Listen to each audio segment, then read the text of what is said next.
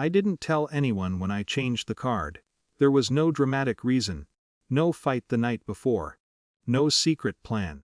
I was sitting in my car during lunch, scrolling through my bank app, watching my paycheck arrive and disappear the same way it always did. Automatic transfers, withdrawals I hadn't made, explanations that came later and never fully added up. I stared at the numbers longer than usual and felt something settle. Not anger, not courage, just a quiet clarity. So I opened a new account. Same bank, same name. Different card. I moved my paycheck. It took less than 10 minutes. When it was done, I went back to work and forgot about it. That evening, when I pulled into the driveway, the house felt wrong. Too still. No TV noise, no clatter from the kitchen. When I opened the door, my wife was standing near the dining table. Her son was beside her, arms crossed, jaw tight. They weren't sitting, they were waiting. "What did you do?" she said immediately.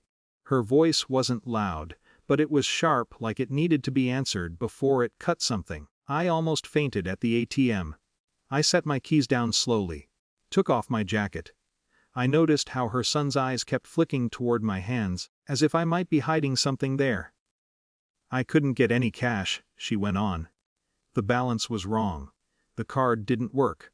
What did you do?" For a moment, I felt the old instinct rise, the need to explain quickly, to soften it, to reassure.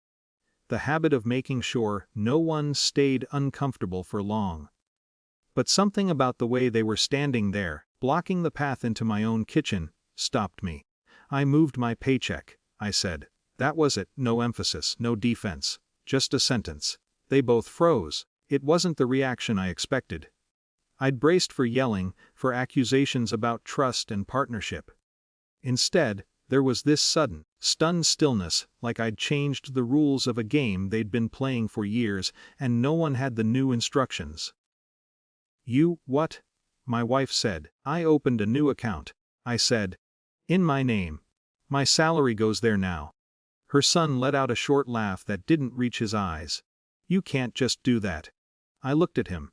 He was 23, technically an adult, still living at home, still treating the house like a resource that replenished itself.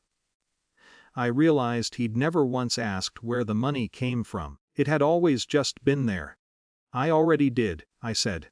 My wife's face shifted, not into anger, but into something colder, calculation. "Why would you do that without talking to me?" I thought about all the times money had been talked about. The conversations that happened after something was spent. Never before. The way questions were framed as accusations, how discomfort was treated like betrayal. "I needed to," I said. And for the first time, I didn't add anything else. She stared at me like she was waiting for the rest of the sentence.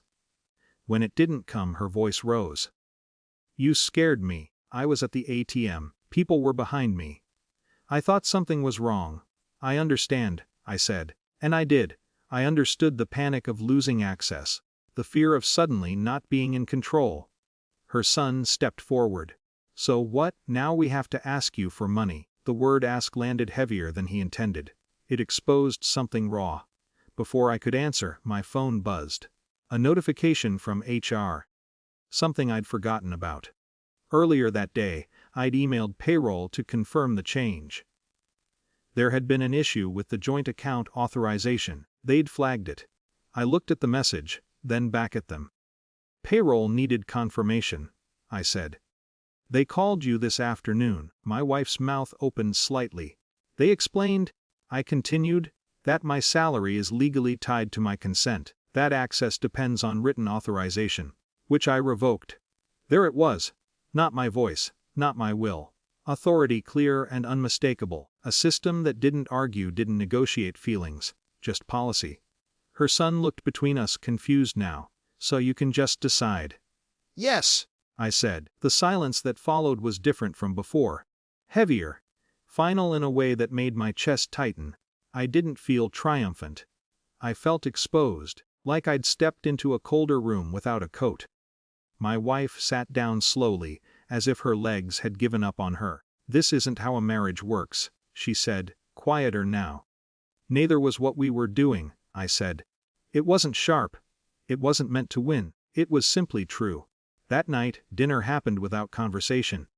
Plates clinked, chairs scraped. Her son barely looked at me. My wife kept checking her phone, as if the money might reappear if she stared hard enough. Later, in bed, I lay awake listening to her breathe. I felt relief, yes, but threaded through it was grief. Not just for the relationship as it was, but for the version of myself that had believed silence was the same as peace. In the days that followed, things shifted subtly. Requests replaced assumptions. Conversations paused before crossing lines. Nothing was resolved, no apologies were offered. No promises made, but the control had changed shape. It wasn't loud, it wasn't celebrated. It simply existed, quiet, undeniable, and costly. And I knew, even then, that whatever came next would be built on this moment, for better or worse.